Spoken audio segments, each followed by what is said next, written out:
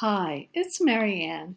I promised you in the last video that I'd let you know how the trip over to Mexico went with the dogs. As I had mentioned, we had to change things at the last minute and fly out of Brisbane, but our dogs had to go a day ahead of us, which, it scared us so much because they kept on changing things every couple of hours sometimes. And they had shut down Sydney Airport, so our direct flight we couldn't take. But the only way we could get the dogs out was to let them go one day ahead of us on Air New Zealand. And they would join our plane the following day. So we decided to take the chance.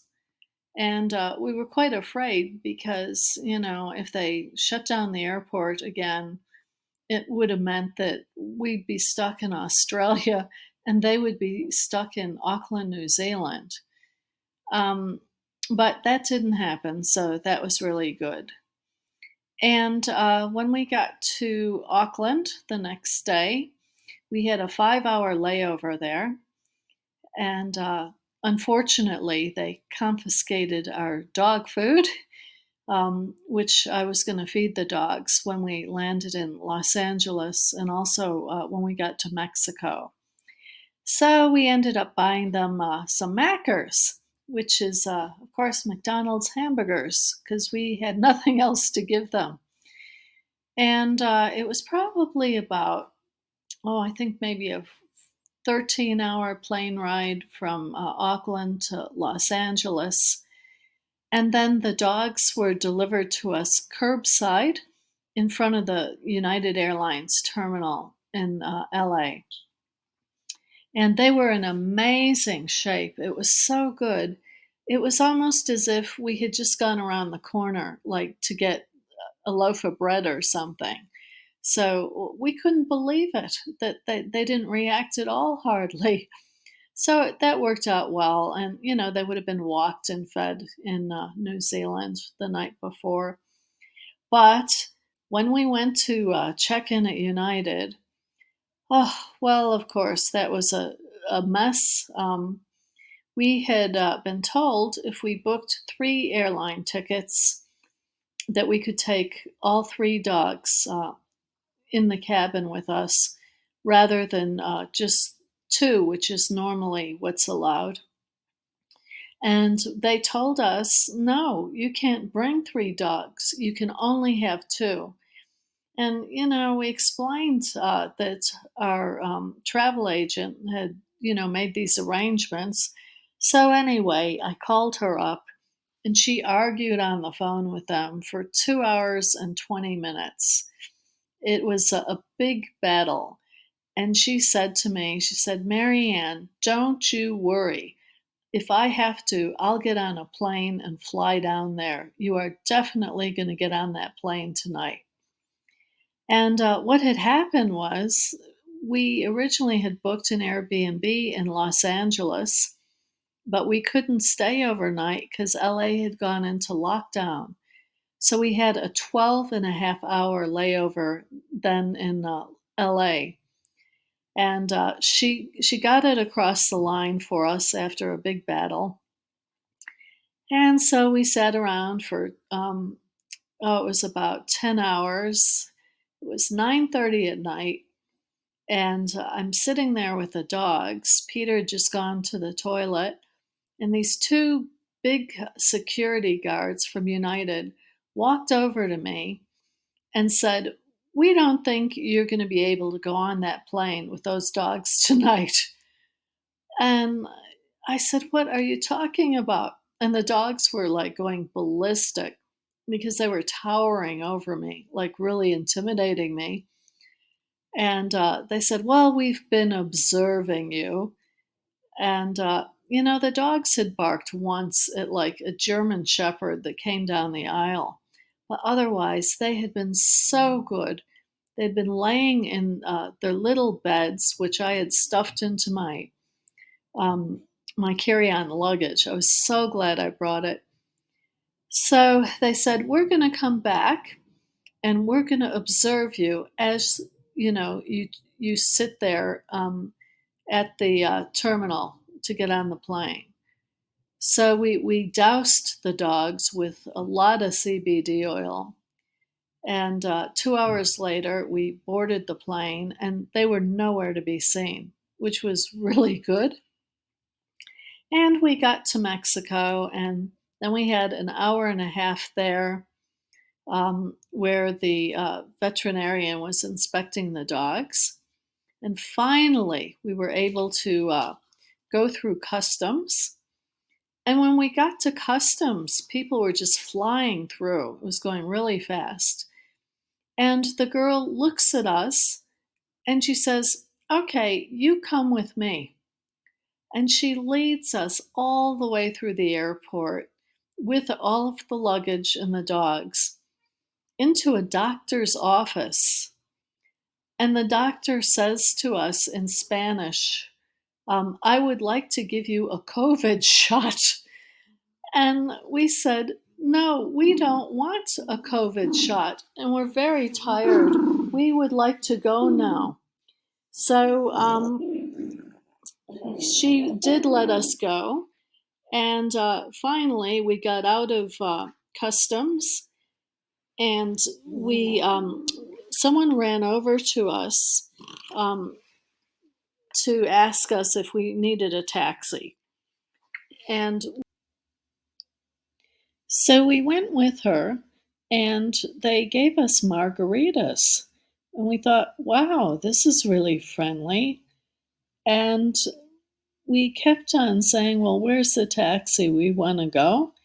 And they kept on asking us questions like, oh, where are you from? What are you doing here? And they wouldn't let us go. And we finally realized that they were trying to sell us a timeshare, which is just what we felt like after 45 hours. Actually, it was longer because the vet delayed us another hour and a half. But anyway, we finally got out of there. And of course, we were all pretty piked out, very tired, and we stayed in Puerto Vallarta for a week.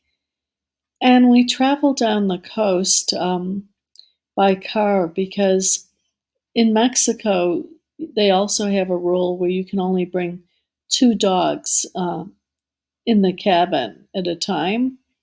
So we didn't want to do that to the dogs again. And we traveled to Zihuatanejo for 1 week, and that was really nice and relaxing. And then we got to Acapulco, which was our final destination. We had decided we would give that a try. And we ended up staying in Acapulco for nearly 2 years. Um, we thought parts of Acapulco were a bit run down, as were parts of Puerto Vallarta, we thought. But we ended up in where we thought was the nicest area of Acapulco, and that was Playa Diamante, which is Diamante Beach. Absolutely beautiful. This whole huge strip of condominiums and hotels um, right on the beach. And we ended up in a particularly nice two-bedroom apartment with a huge swimming pool. Really loved it there. But eventually, we realized not too many people spoke English in Acapulco. So that was why we moved on. But we'll show you a whole bunch of pictures of how nice it was there before the hurricane hit.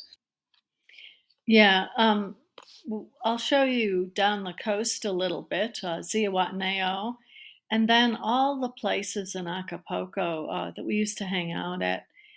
They were so beautiful, and this hurricane hit just over a month ago. Wow, it's unbelievable. It absolutely was like a bomb that hit Acapulco. All of these hotels on the beach where we used to walk, It sounds like every single building in Acapulco had all of the glass blown out of the windows and sliding glass doors. And the worst stories I've ever heard of absolute terror that the people endured in Acapulco. It sounds like for about 7 hours, hiding from this thing while their houses fell apart around them. Um, the hurricane hit without any warning. They thought it was going to be a little storm that night, and people woke up at like midnight or 1 in the morning with a Category 5 hurricane. It's just horrible. I just feel so sorry for the people. Originally, I was going to show you some footage in this video, but as I looked at the pictures and read the stories, way too depressing to show you after showing you the beauty of Acapulco. So I'm going to make a very short second video on the aftermath of the hurricane. So anyway, sit back and enjoy the pictures of Acapulco. And at the end of the video, Peter and I will tell you what we think about living in Mexico after 3 years. We have some, good comments, and we have some bad ones too. So stick around, and we'll tell you what we think.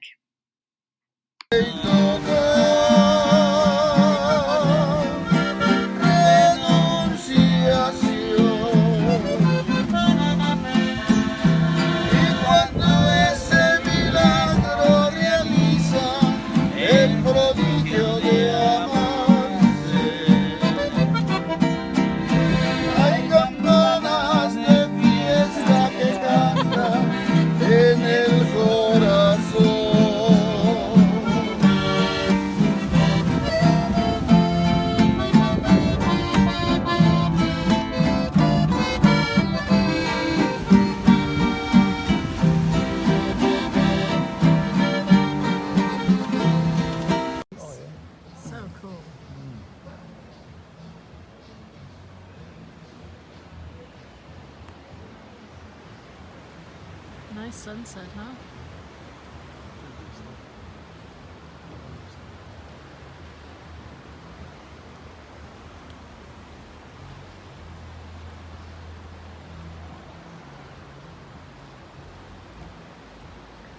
So cool. Say hello, Peter. Hello, Peter. Oh, hi. And so we arrived in beautiful Acapulco.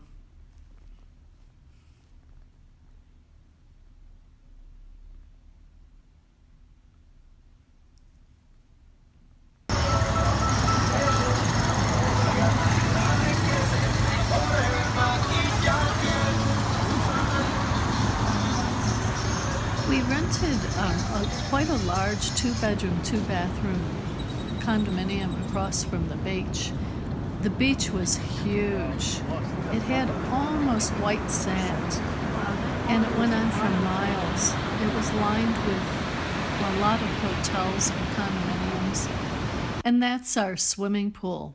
Great big palm tree in the middle of the pool.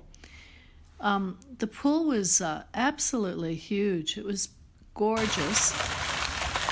I had gained quite a bit of weight when we had been traveling up the coast in the caravan in Australia. I put on 18 kilos. Oh, that's our apartment, the one with the palm tree there. But anyway, I finally took it off when we got to Acapulco by swimming in the pool for an hour a day. And I went on a ketogenic diet with intermittent fasting. The weight just fell off. It was really quick and easy to get rid of it. The weather in Acapulco is beautiful. It was quite hot during the day. You did need to either jump in the pool or probably be in air conditioning. The mornings weren't too bad, but I just loved the evenings, this balmy weather. And I tended to wear sleeveless clothes almost all of the time. The apartment, by the way, was 20,000 pesos, which was probably about 1,000 US dollars a month. And that's the reception area. Really cool. Just loved the building. And this is out on the street in front of the building. That's called Costera de las Palmas, the street we were on, which is like the street of the palm trees. Lots of people jogging in the mornings. That's an Italian restaurant right next door to where we lived. And we used to go there fairly often. It was quite nice.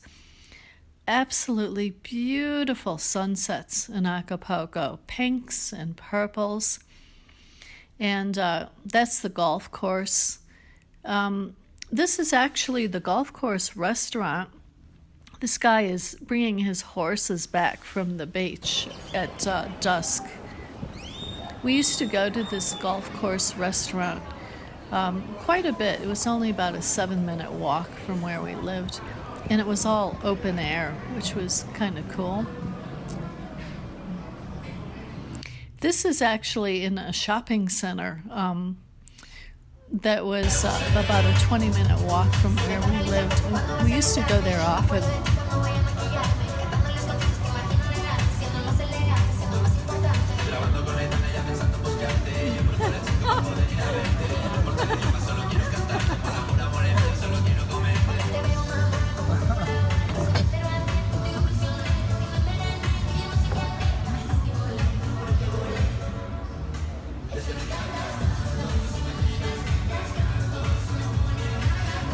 Lots of restaurants in that shopping center.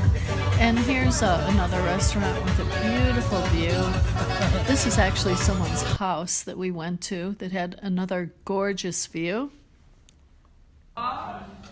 And there we are at the Princess Hotel. That was probably our favorite hangout of all. It was located on the same street that we lived on. That's actually the cafe. And they had a huge swimming pool, and there were swans and flamingos. You can't really see, but back of me there was a great big South African macaw bird. The grounds were just so cool, though. Absolutely loved the place. Isn't it gorgeous? And there's Peter in front of the princess. It was all open air, the lobby.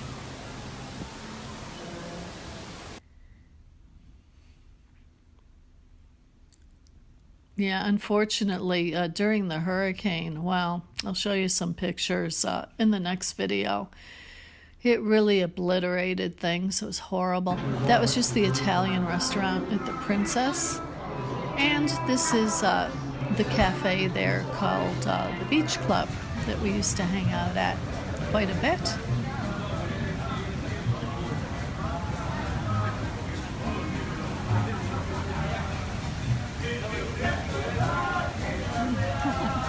Say hello to Trevor and Sylvia. Cheers, Cheers. mate. Cheers, mate.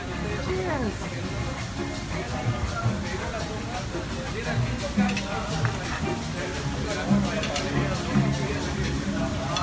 On this particular occasion, we took a dune buggy back to our apartment. We would normally catch a taxi out in front. We did walk it once. It took about 40 minutes, and it was hard because it was hot and, walking in the sand. But the dune buggy ride was fun. And all of these apartments, during the hurricane, they had the glass. Oh, I was going to say the glass came out. This is the earthquake that we lived through. Oh my gosh, it was 7.4 on the Richter scale. So scary. Normally with these earthquakes, there'd be a great big bang, and then the whole building would shudder. But on this occasion, the bang came and the shaking never stopped. 120 seconds of sheer terror. Those are just tiles that fell off the walls in the bathroom. We actually yelled at each other, "Get the dogs, get the passports, get the computers, where's our phones?" running around. And we ran out of the building while roof tiles were like torpedoing off the top of the building to the ground. That's the store in our building. As you can see, absolute chaos.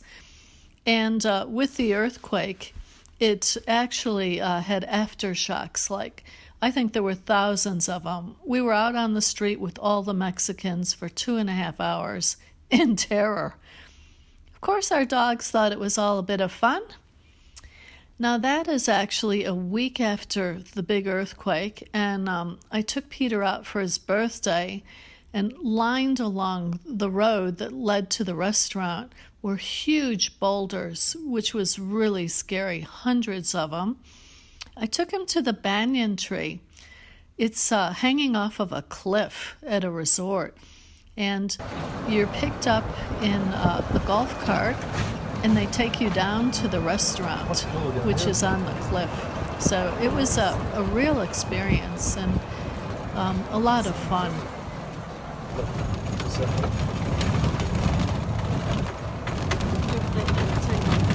dogs if we stay here. And here we are, just arriving at the restaurant. There's the birthday boy. It was really, I think, one of the coolest places we had ever been in our whole lives. Beautiful view. It was so much fun that night.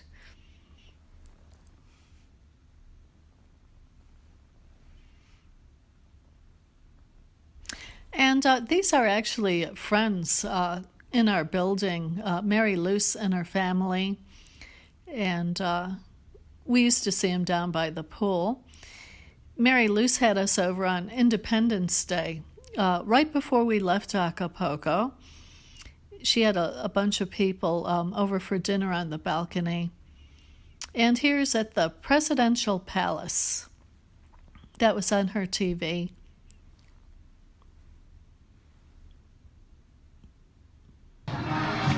Mexico City with just like, oh wow, thousands and thousands of people.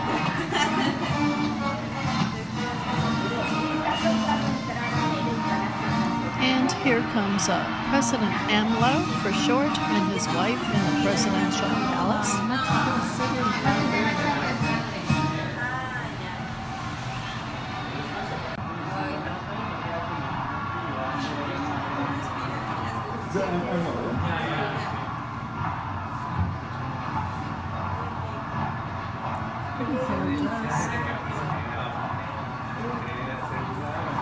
They kept on yelling, "Viva, Viva!" It was really cute.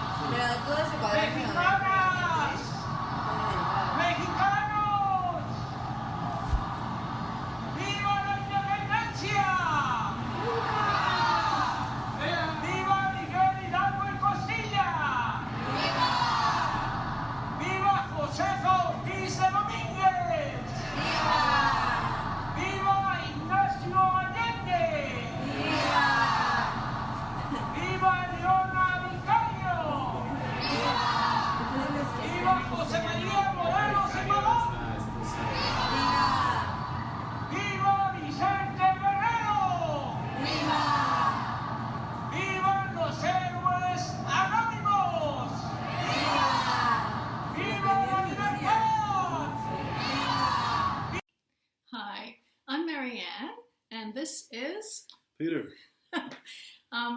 We promised you that we would tell you what we thought after nearly 3 years of living in Mexico, if we think we've made the right choice. So, Peter, what do you think? Well, I think we made the right choice in leaving Australia at the time when the mandatory persuasion was being pushed through. We decided that we didn't want to get that, and so we came to Mexico. Mexico was very welcoming. We had no tests at all the whole way from Australia into Mexico. And I think we've experienced um, different things we like, and some things we don't like. I mean, I was surprised that they have electricity here, but, but they have everything here: the internet, everything. I mean, and quite modern conveniences, digital refrigeration, everything. I mean, the cellar dishes, nice restaurants, and the pricing for food and restaurants is um, cheaper than Australia.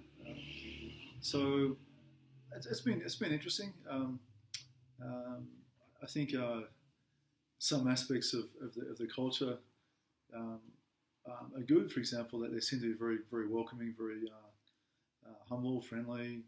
Family is very important to them.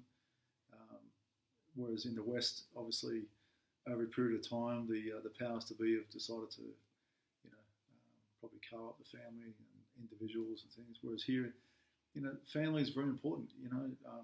You need some help. Yeah, come and live with us for a month or two, and they're actually happy to have you. I mean, Yeah, it's great. and one point on Yeah, that, we don't see any street people here at all. yeah, And we found out that what's happening is their friends and family look after them, which is amazing. yeah, yeah. And how they get by with low income. We're surprised. Like, for example, wages could be something like a fully qualified accountant with 5 to 10 years experience earning $400 US, 400 Australian even per week. So um, it's just a lot of people studying here. There's a lot of students at several universities.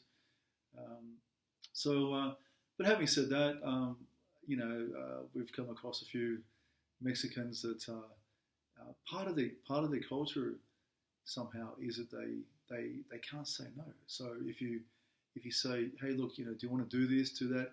Yeah, sure. Come by tomorrow, and you come by tomorrow. Oh no, the boss has gone on holidays for 6 months. It's like, well, why didn't you know? Why didn't you know that yesterday? I mean,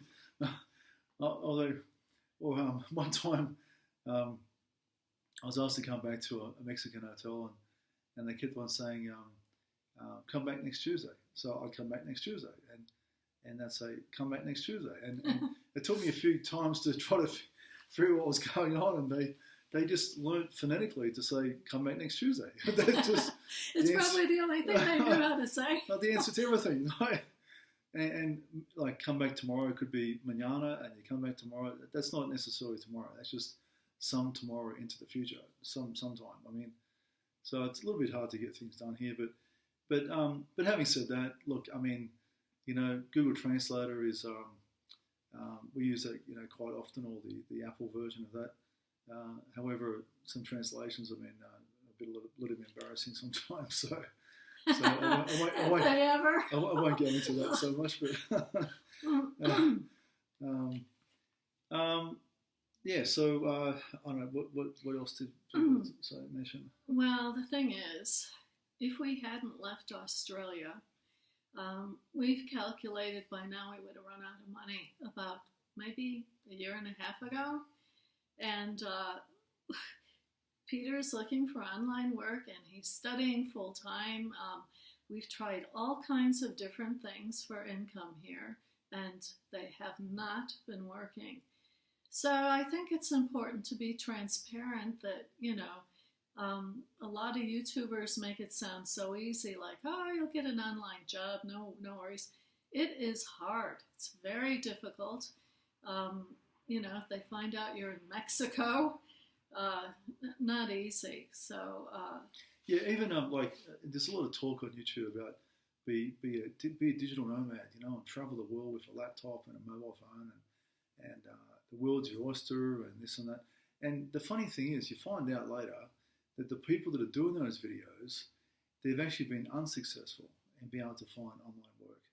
And that's why they do these videos and these courses, because that becomes their work. So, and also there's issues with different tax considerations between different countries. There are ways that you can still do things, and people say, oh, just teach English online. Well, by default, if expats do that, well, we had somebody here that we knew that actually returned back to Australia, and and they were getting like maybe 3 or 4 jobs a week to teach English, and they're paying like $20 US each time. It's like, well, that's not exactly an online digital nomad lifestyle, is it? You know, and so I think there's a reality that sets in, um, with that because typically what probably ideal what you would do here is you're not allowed to work locally, and in inverted commas, well, I guess that's why would you? But ideally, what you would be doing is probably selling products online or trading the financial markets online, shares or crypto, whatever you want to be doing. And as long as that works out okay for you, then you can probably have a lifestyle here. But it's particularly difficult to get online work here. People say things like, just go through Upwork, or they used to be called Odesk, and similar companies.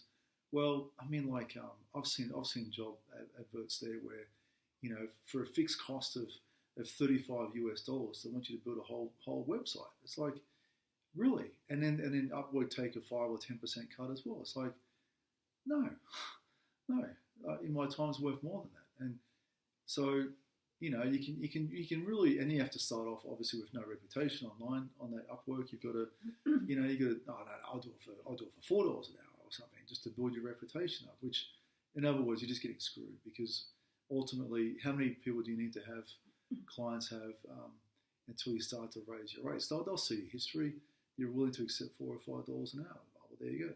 You locked yourself in. So there's a lot of technical demands for these roles on places like Upwork. I'm not just picking on them.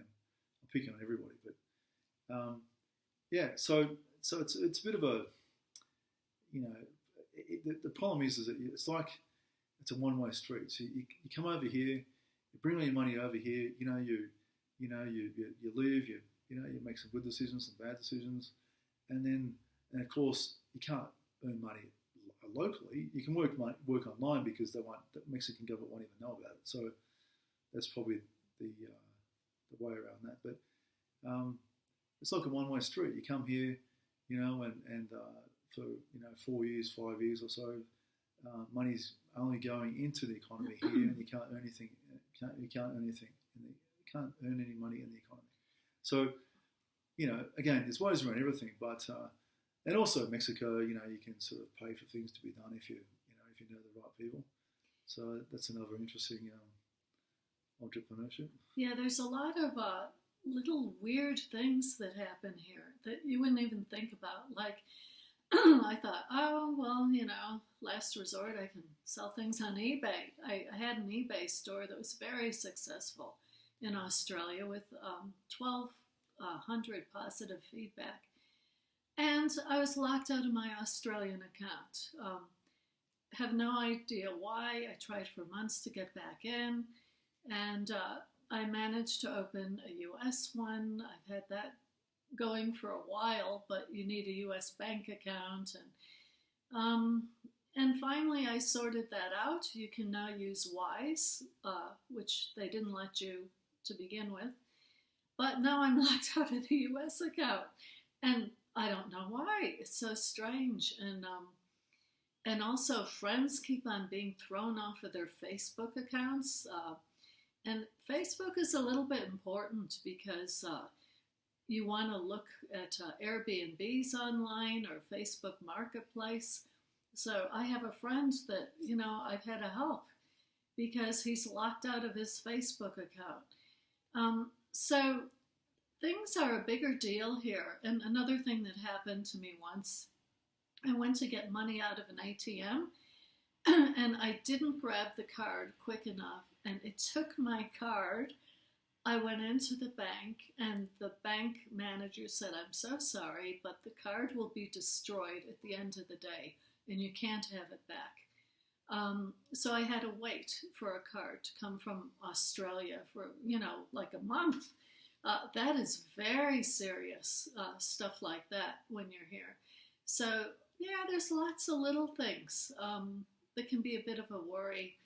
And you know, we've made a few friends along the way, but people are very transient here, and you know, we are too. We're trying to figure it out still, quite honestly, and we really need to make things work this year. Otherwise, we will have very little money to live on, and we might be making YouTube videos from a tent. You think I'm kidding? What's for dinner? Maybe, breakfast and lunch? Tacos. maybe not.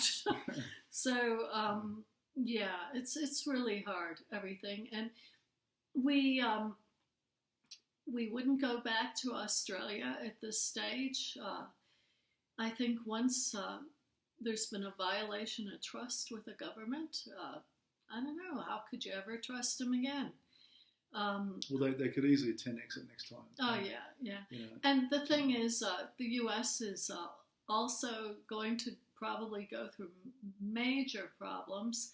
I think, you know, the word that we're hearing out there is that the West is in decline now, and you're better off being in these Latin American countries. However, we are very concerned about the next election in Mexico, and might not be such a good place to be a year from now. So we have to keep an eye on that too. In Mexico, presidents can only serve one term, and the term is 6 years. So there's an election in September 2024. And from what we're seeing, there's a few people there that I won't mention names that are a bit of a sympathiser to the WEF and CDC, etc. And Mexico has rejected the compulsory worldwide shots if the CDC decide to do it. I mean, so that's under the current president. So perhaps, you know, easy, just put in a puppet here that likes the WEF, and Mexico falls as well. So Peter, we might be thrown off of here from that. So might have said a bit much, but anyway, it's the truth. It is what it is, I suppose. So. Yeah. So I suppose anything else? Yeah. Adios, amigos. Yeah. Well, I might do. Oh yes, I'm going to do another video on the aftermath of the hurricane in Acapulco. Oh my God, the stories I've been hearing, absolute nightmare out of the pit of hell. It's just so bad. It'll be a brief video though, very depressing. And if you want to help us out a little bit, why don't you go watch our video on how you can hire us to do a virtual shop for you in Leon. The leather prices are, oh my gosh, they're dirt cheap. They are so cheap. And the quality's very good too. Yeah, so you could buy a box of all kinds of gifts, prezzies for yourself and your family, and we will ship them to you. And we will take you around the streets of Leon live, and you can tell us what stores you want to go in and what you want to buy. So there's that. Yeah. Okay. Okay. Well, nice talking to you. Adios, amigos. Okay. Adios.